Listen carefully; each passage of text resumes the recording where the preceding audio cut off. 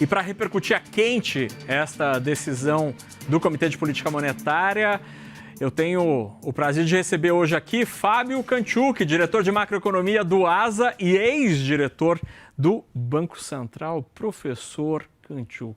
Diga lá, Nakagawa. Professor, esta indicação aqui veio mais clara que o senhor esperava? O que dizer?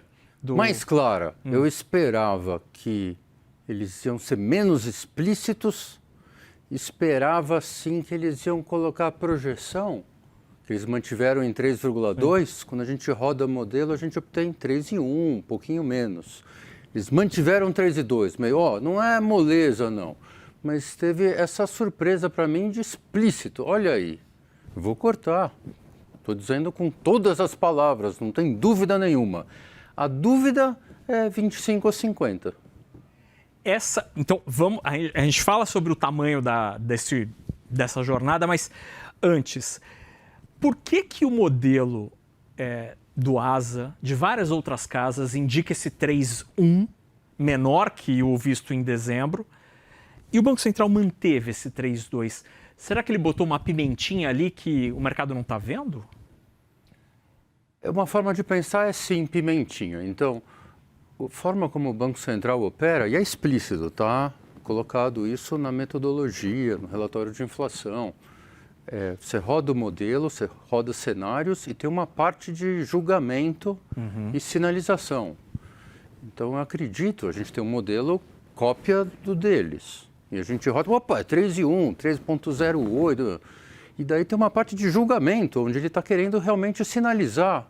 Olha, está morto, essa inflação está morta e é para baixo, eu já vou botar 3,0. Ou ele fala, não, eu vou dar um toquezinho para cima no meu julgamento para indicar para as pessoas, não é tão fácil assim o jogo. Então ele tentou sim passar mensagem, colocar uma pimenta de que não é essa moleza. Por outro lado, um balanço contrário, ele fala, eu vou cortar. Então, diante desta, porque há uma aparente contrariedade, né, do Banco Central. Sim. Ali, bota ingredientes mais apimentados na receita e diz que vai começar a comer a sobremesa já em breve. É isso. Dá para dizer, então, que diante desta contrariedade, será, professor, que a gente vai ter um Banco Central cortando o juro, mas de uma maneira mais comedida que muita gente esperava, e o 25 passa a ser o game? Eu diria, essa é a mensagem que ele quis passar para a gente. Que ele vai ser comedido, que ele não vai acelerar, só que ele não deixa nunca explícito que é 25.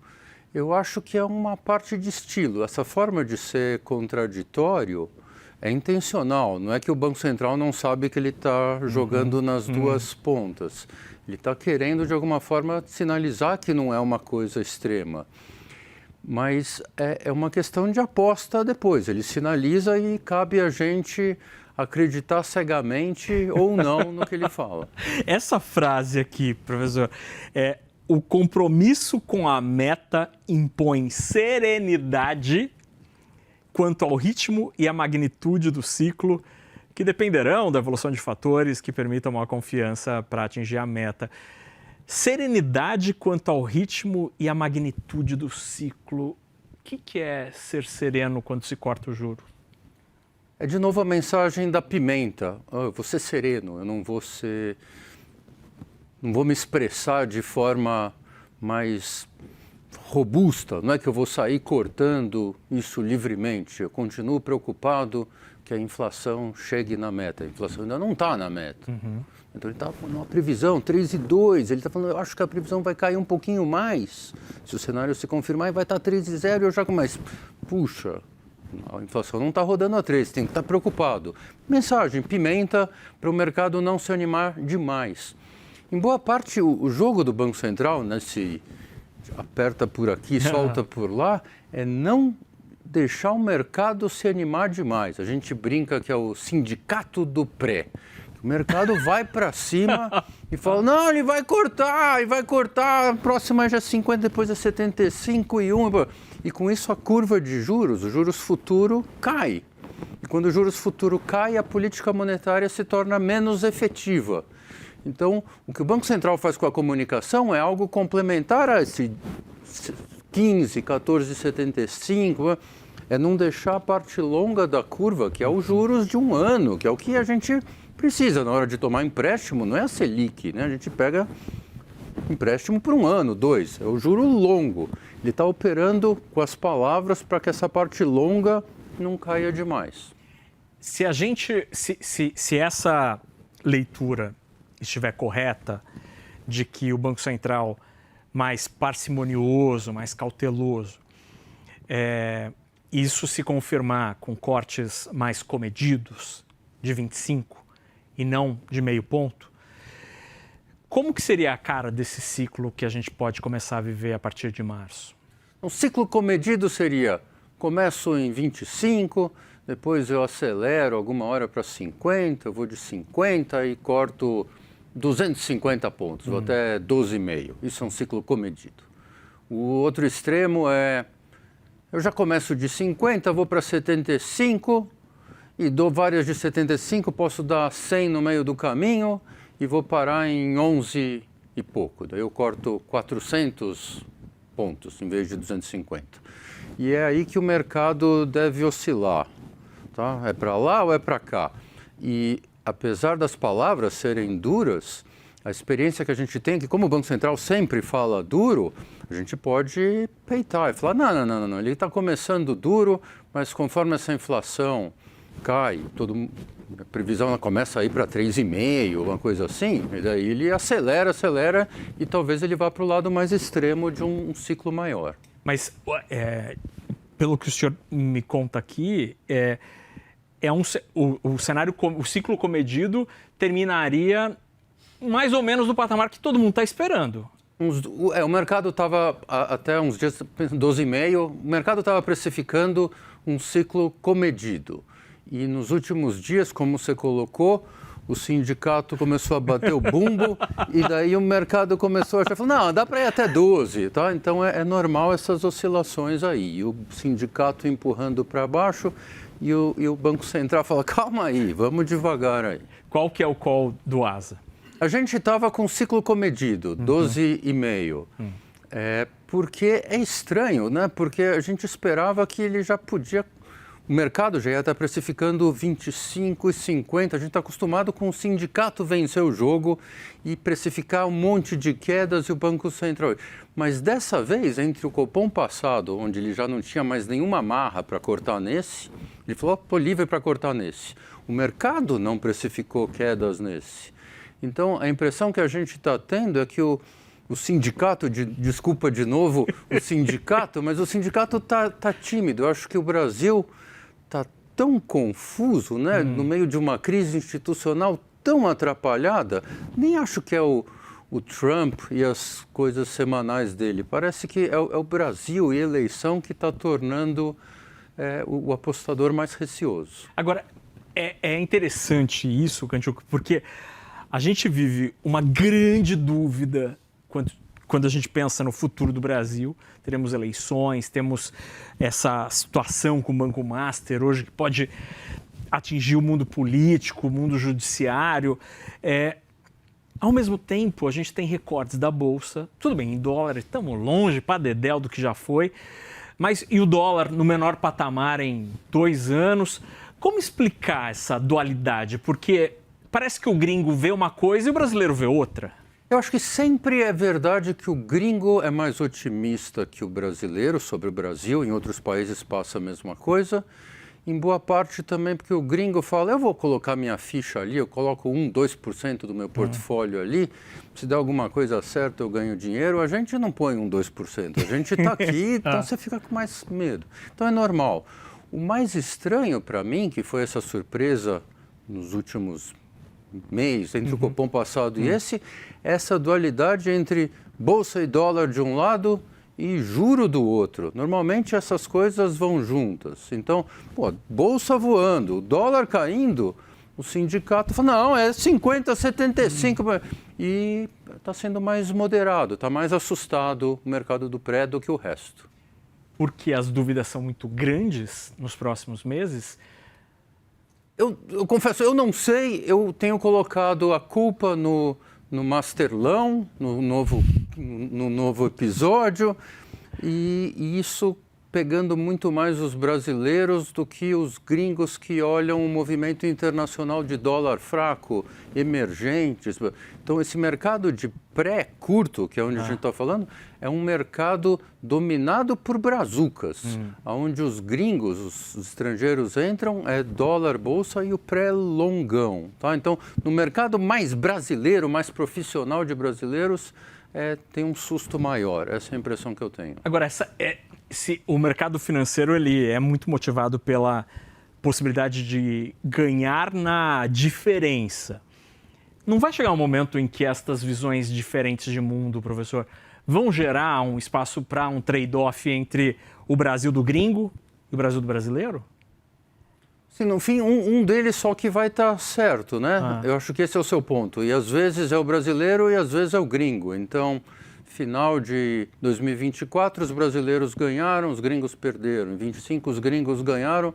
Então, é um jogo de otimismo e pessimismo e, no fim, diferenças de visões e, no fim, alguém ganha e alguém perde. Professor, o senhor que já esteve lá, sentado nas cadeiras, em uma das cadeiras do Copom, eu queria te ouvir sobre o balanço de riscos aqui. Eu não sei se a gente consegue espelhar. Aqui o texto diz, olha, professor, eu chamo o Kantchuk de professor porque eu o conheci como sendo professor da FEA. O senhor continua com a cadeira lá? Eu não. Não? Tá. Mas... Eu gostaria, mas não. Tá. Então, é por isso que eu chamo ele de professor. Mas vamos lá ao texto, então, do Banco Central sobre os riscos de inflação. Olha, os riscos para a inflação, tanto de alta quanto de baixa, seguem mais elevados que o usual. Entre os riscos de alta para o cenário inflacionário, destacam-se: 1. Desancoragem das expectativas de inflação por um período mais prolongado. 2. Maior resiliência na inflação de serviços do que a projetada em função de um hiato do produto mais positivo. E 3, conjunção de políticas econômicas lá fora e aqui dentro, que tem um impacto inflacionário maior que esperado, por exemplo, via taxa de câmbio persistentemente mais depreciada. Kantchuk, o que dá para dizer desses 3 fatores altistas de risco para a inflação? Eles, de fato, estão perdendo força e acabam sendo condizentes com este Banco Central que indica que, olha, eu vou cortar o juro no mês que vem, lá na próxima reunião? Eu confesso que a gente lê, ele é amplo o suficiente para a gente criar interpretações de, puxa, isso aí vai impedir, mas a forma como a gente lê, e o Banco Central sabe que a gente lê, escreve, se ele não mexeu aí, não tem muita informação ali. Então, ele mexe nas coisas para te dar, foca aqui. Foca, antes era bastante prolongado, agora eu vou mexer. Olha, era 3,2, eu mantive 3. E o balanço de risco, ele mantendo 3 para um lado, 3 para o outro. É verdade que é uma tremenda simplificação, olhar o número só. Sim, é verdade. Coisa que jornalistas fazem. Não, mas eu diria que o mercado faz igual. Tá? Então o mercado vai 3 e 3, tá? Então acabou, está balanceado. Se ele botar 3 e 2, opa, ele desbalanceou, tem uma coisa diferente aqui, ele vai ser mais duro. Tá? Então, o que a gente lê é igual o jornalista. A gente olha para 3 e 3, não dá bola para esse pedaço. Então dá para dizer a mesma coisa nos riscos de baixa, aqui, porque ele cita a desaceleração mais acentuada do que a projetada, desaceleração global mais pronunciada por causa do choque de comércio e 3, redução de preço das commodities com os efeitos desinflacionários. Ele só copiou isso daqui. Ele copiou, então você fala, não, aí não tem informação relevante. Ele está mantendo essa coisa 3 e 3 e discutindo já meses e meses e meses. Então não tem suco aí, não dá bola. E nessa história de que o Banco Central ele usa esse documento aqui para chamar a atenção do mercado com a mudança de palavras, com a mudança de frases, me conta um pouquinho como que era estar no Banco Central elaborando este documento. Como que a cabeça da autoridade monetária pensa para alterar este texto e assim mandar uma mensagem para o mercado? É super difícil e acaba desrespeitando a língua portuguesa várias vezes, pensando, puxa, esse texto não está mais claro, eu consigo melhorar, outra vez a gente escreveu, agora eu leio, dá para melhorar, mas se eu melhorar, as pessoas vão entender alguma coisa, então eu vou manter o texto ruim para não dar sinal. Ou às vezes você abusa isso, no bastante prolongado, o caso recente, bastante prolongado.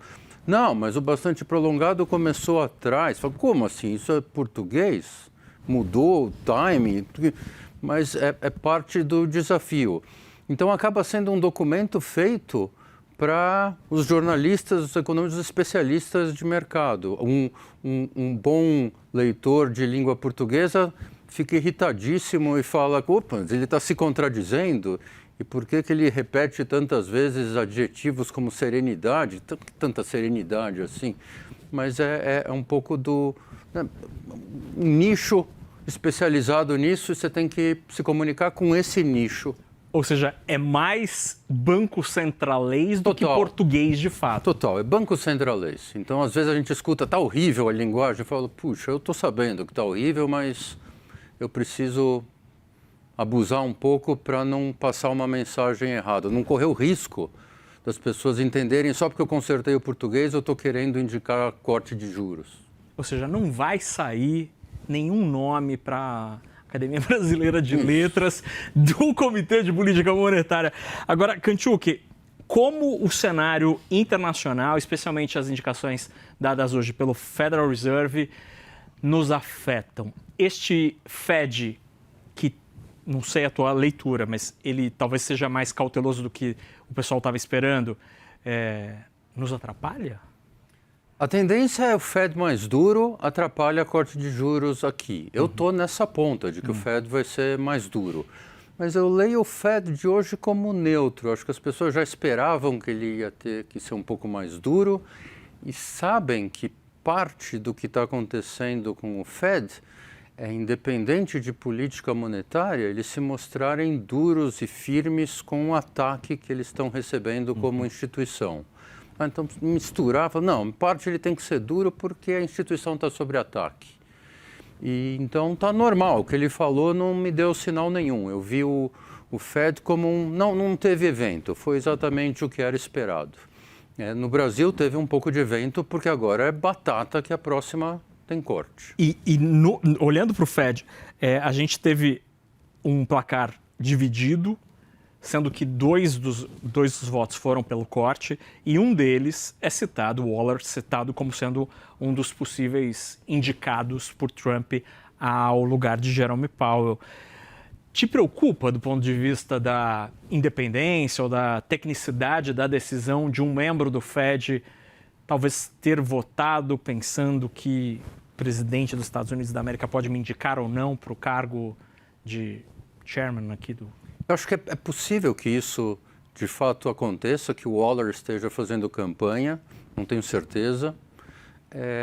Minha impressão do Fed, que diferente do Copom, andorinha não faz verão. Então é super descentralizado, 12 pessoas votando, todo mundo vota independente. Não funciona como no Brasil, que o presidente em geral carrega uns 3 votos com ele de diretorias, sei lá, de regulação, fiscalização, recursos humanos, ele carrega junto com ele. Então aqui o presidente do Copom, o presidente do Banco Central, tem um peso enorme. É lá bem menor. Então, pessoas individuais, e mesmo que o Trump coloque um presidente que faça exatamente o que o Trump quer, acaba tendo um efeito muito menor pela estrutura do comitê. E falando do papel do presidente do Banco Central do Brasil, o documento de hoje e essa pimenta de, olha, o meu cenário de referência não mudou nada, ao contrário dos modelos que estão girando no mercado, mas, ao mesmo tempo, indico que a próxima reunião posso cortar o juro. Como é que isso afeta ou tem alguma implicação na imagem de Gabriel Galípolo? Acho que está saindo super bem, não acho que tem implicação nenhuma. Foi mais uma comunicação que eu achei muito boa. Imagino que o Gabriel Galípolo está usando 99% do tempo dele para resolver problemas que não tem nada a ver com política monetária, mas mesmo assim ele conseguiu chegar lá e ter uma cara legal. O jogo está aberto, se é 25 ou 50, está aberto. E o Banco Central deixou aberto. Mas eu não posso dizer que tem nada de errado, muito pelo contrário. Imagem perfeita. E a partir deste momento, para entender a magnitude dos cortes, e se confirmando esse cenário, o que deve definir para o Banco Central se será 25 ou 50 é o câmbio, é o mercado de trabalho, é o que? O que deve pesar mais nessa história que gera o impacto na expectativa de inflação? É difícil a pergunta. A minha impressão é que se o mercado de pré, não o dólar, a bolsa, se o mercado de pré se tranquilizar, fala, puxa, a gente se acostumou com o evento do Master, começa a gente a escutar tanto isso daí que a gente cansa do... E está normal, e o dólar está... E daí o mercado de pré fala, não, dá para cortar 50. Daí o Banco Central vai e corta 50. Então eu tenho a impressão que o Banco Central vai chancelar o que o mercado de pré fizer.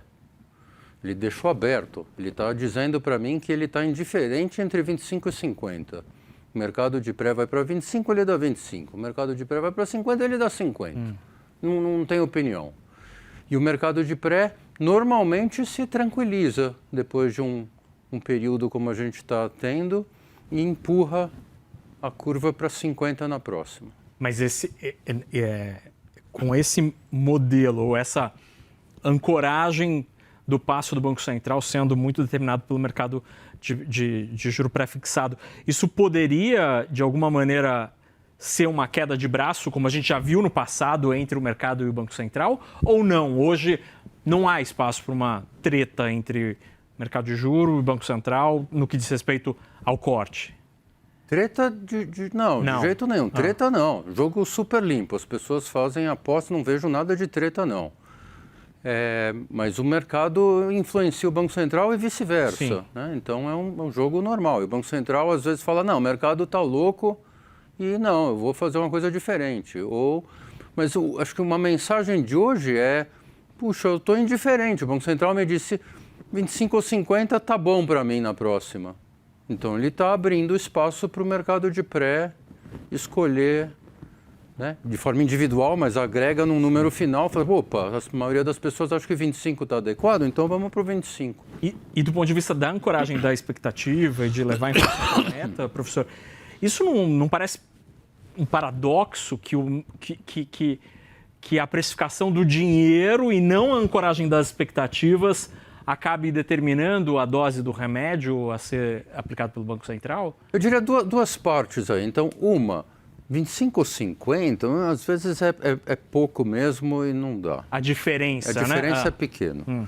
Outra parte eu, não como analista de Copom, de chutar o que ele vai fazer, mas eu acho que está ancorado e dá para cortar juros e embarcar nessa.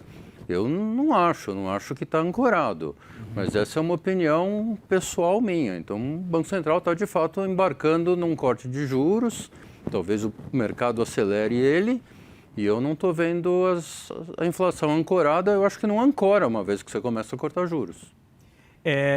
Como a eleição deve influenciar os próximos passos do Banco Central? Ela sequer é citada aqui, a despeito de todos os dias o mercado só pensar nisso.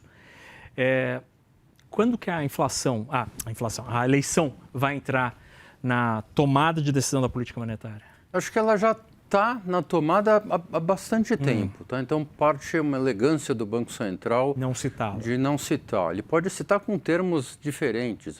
Tem incertezas sobre o futuro da política econômica. Ele está falando de eleição e acabou, mas sem citar. Então, ele já está pensando nisso, está todo mundo pensando nisso, começou cedo essa vez. Se acontece algo claro, eu acho que não vai acontecer, mas podia acontecer algo claro que, de repente, esse mês a gente já sabe quem que vai ganhar a eleição. Daí o efeito é brutal, para um lado ou para o outro. Ele fala, então esse cara que vai ganhar, deixa eu ver qual é a política econômica que ele vai fazer. Ele vai resolver o problema fiscal? Não vai. Então eu acho que o dólar vai explodir e não dá para cortar juros e daí já acontece tudo. Mas a gente está caminhando para um cenário que a gente vai saber em cima da hora, né, quem que vai ganhar a eleição. Então, a gente fala sobre isso, mas acaba não tendo um impacto direto para um lado ou para o outro nos juros. E numa situação dessa, com tanta incerteza, a boa prática não sugeriria, Kantchuk, diretor do Banco Central, não seria mais prudente esperar para ter um cenário mais claro para começar o corte? Não seria arriscado começar um corte diante de tantas incertezas? Ou não? A ancoragem da inflação no cenário relevante já é tão clara que dá para cortar? Vai depender de opiniões, de novo, tá? Então, não tenho a certeza, eu tenho minhas opiniões. Então, a forma como a gente pensa é... Puxa, tem dois cenários possíveis aqui, um governo que vai para um lado, um governo que vai para o outro. Eu coloco probabilidades relativas e eu faço o cenário, se esse governo ganhar, o dólar vai disparar e a inflação, então eu preciso de juros muito maior. Por outro lado, se esse outro governo ganhar, tudo vai ser resolvido, eu estou falando hipoteticamente. Então, o dólar vai cair para 4,70 e a inflação... Eu coloco probabilidades e falo, puxa, quando eu misturo esses riscos aqui com essas vantagens ali, o cenário central, misturando as probabilidades, dá tanto de inflação. E daí eu tomo a minha decisão assim. Então, não necessariamente é conservador, né? Se a pessoa acredita que tem um cenário muito bom de eleição. Eu, pessoalmente... Estou para o lado pessimista, estou com medo, não da ancoragem e com medo que um cenário negativo seja muito pior para a inflação do que um cenário positivo. Mas é minha opinião independente, tá, da metodologia. A metodologia é essa, você cria cenários, desenha a inflação para eles e juros para eles e pondera eles da forma como você acha adequado. Professor, nos últimos tempos a gente teve uma mudança importante no nosso regime de metas, que foi levar a meta para o patamar de 3 e deixar de usar o ano calendário. Olhando em perspectiva o que a gente viveu desde essa mudança e nos últimos anos, dá para dizer que a gente de fato está vivendo um processo de aprimoramento do nosso regime de metas e a gente está caminhando na direção correta ou há coisas a serem reparadas? Puxa, eu acho que está caminhando de forma correta. Eu acho 3 uma meta super adequada, em linha com outros países. Não compro que o Brasil tem um problema e não pode ter inflação de 3, não. Seria ótimo para a população, principalmente para a parcela mais necessitada da população ter inflação baixa. Acho que ano calendário era uma coisa estranhíssima, não tem por que ter ano calendário. Então, é um sistema que tem se aperfeiçoado. Então, está tudo caminhando super bem. A gente precisa ter um período de inflação em 3 ou abaixo de 3 pela frente para botar essa coisa bonita, para funcionar. Tá, mas então o arcabouço está ok. Meta, ano, tudo jóia. Mas, se preocupa aí de botar essa inflação abaixo de 3, é a forma como eu vejo. E do ponto de vista da ação do Banco Central diante deste arcabouço, com esse BC independente que a gente tem agora, autônomo, está também ok? Qual é a tua avaliação do BC como o operador desse arcabouço? Puxa, a inflação está caindo, ele colocou os juros em 15, muito bom, segurou por bastante tempo, a inflação caindo, achei ótimo. Eu acho que está se precipitando um pouco ao cortar juros agora, mas talvez ele esteja certo e eu errado. Então, daqui a 6 meses, 1 ano, se a inflação estiver abaixo de 3, ele estava certo. Se a inflação ficar 3,5, 4, eu que estou certo. Tá? Então, a gente vai ver. Tá? Sempre muito fácil falar depois que aconteceu. Eu estou divergindo da política monetária dele agora, mas nenhuma garantia que eu que estou certo. No Banco Central de Fábio Kantchuk, quando começaria o corte? Eu queria ver essa inflação em 3. A corrente? A inflação corrente não precisa estar em 3. Se a inflação corrente está em 3,5, eu acho que ela vai passar por ali. Mas daí é de longo prazo, e daí eu estou falando da inflação de 2028, está ancorada em 3, eu acho que dá para começar a cortar. Tá? Então eu misturo essa inflação de longo prazo que insiste em ficar em 3,5, 3,8, 3,5, me perturba, com a inflação corrente que ainda não chegou no 3,5. Muito bem, a gente conversou com o Fábio Kanczuk, diretor de macroeconomia do ASA, ex-diretor do Banco Central, e que eu chamo de professor porque foi assim que eu o conheci e assim que vou continuar chamando Kanczuk. Que bom, obrigado por estar aqui. Para a gente é uma honra tê-lo aqui para analisar quente o Copom. A nossa audiência te adora. No chat ali, o povo te adora. Aliás, se você... no perfil do ASA, nas redes sociais, este rapaz aqui, ele é um verdadeiro influencer. Quanto mais loucura eu faço... Kanczuk, obrigado pela conversa. Obrigado, um prazer. Ótima noite.